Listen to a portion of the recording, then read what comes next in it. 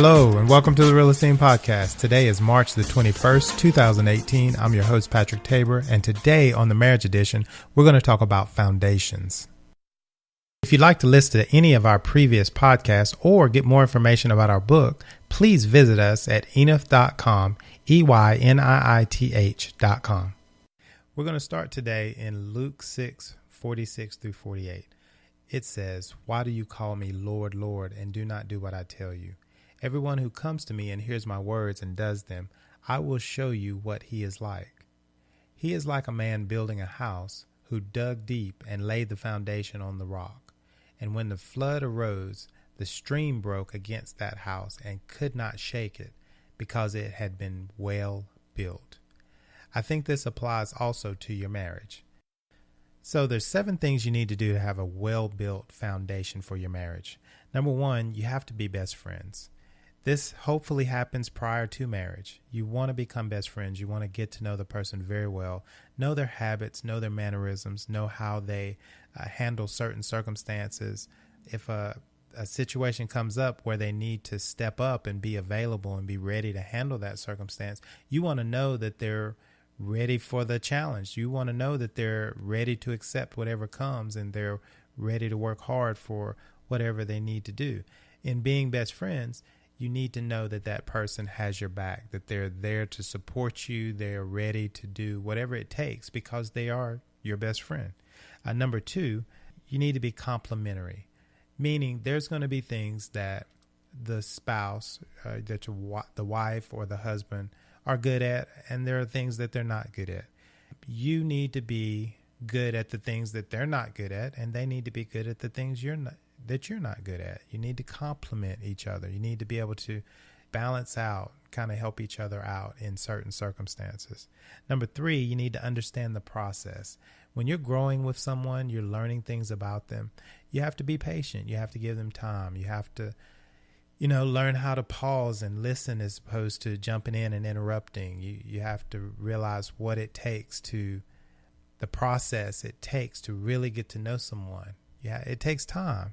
And you just have to be ready to go through that process or trust the process that eventually is going to come through where you guys are really close. You not only know each other well, but you really, really love each other because of the time you put in and the effort to learn one another.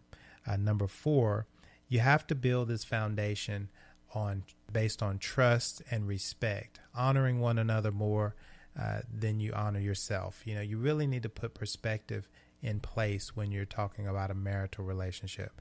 That person that you are married to has to be valued highly. They have to be very important to you, not just for what they provide to you, but more based on who they really are. And that is your goal, is to be able to encourage them, to lift them up, to put in perspective how important they really are to you. If you don't do this, you're really not building a good foundation.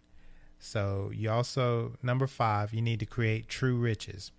In other words, your relationship, the things that you can converse about, the things that you know about one another, the things that you do for one another, those things are valuable. That person has to be of great value to you, more so than money and material things that you can gain.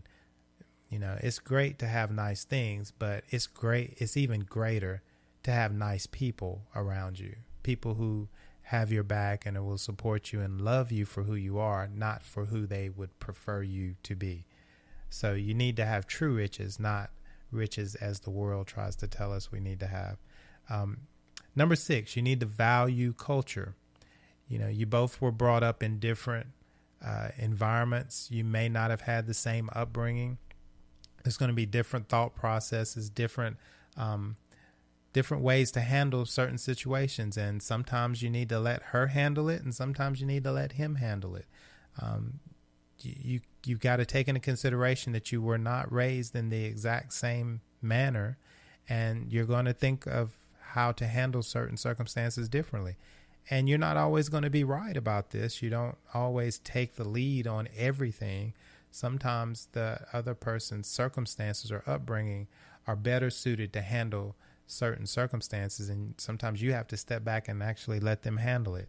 value the culture that they learned and grew up in, especially the good things out of that will be beneficial for your family and for your marriage. And number 7, you've got to honor God in your marriage. Honor everything that he says marriage should be. Honor one another more than you do yourself. Really put that in perspective, that person is not only important, but God loves them more than you do. You need to honor him in that. He knows what he's doing. Respect his decision, his understanding, and his purpose for that person. And, lift that person up. Make sure that their destiny is getting completed too, not just that they're trying to help you complete your destiny. They are not a prop. They are not a tool. They are not something there just to help you get by. They are a person that God designed and created to be who they are, and you should respect and honor him for what he made them to be. I hope you got something out of this today. Be blessed. Grace and peace.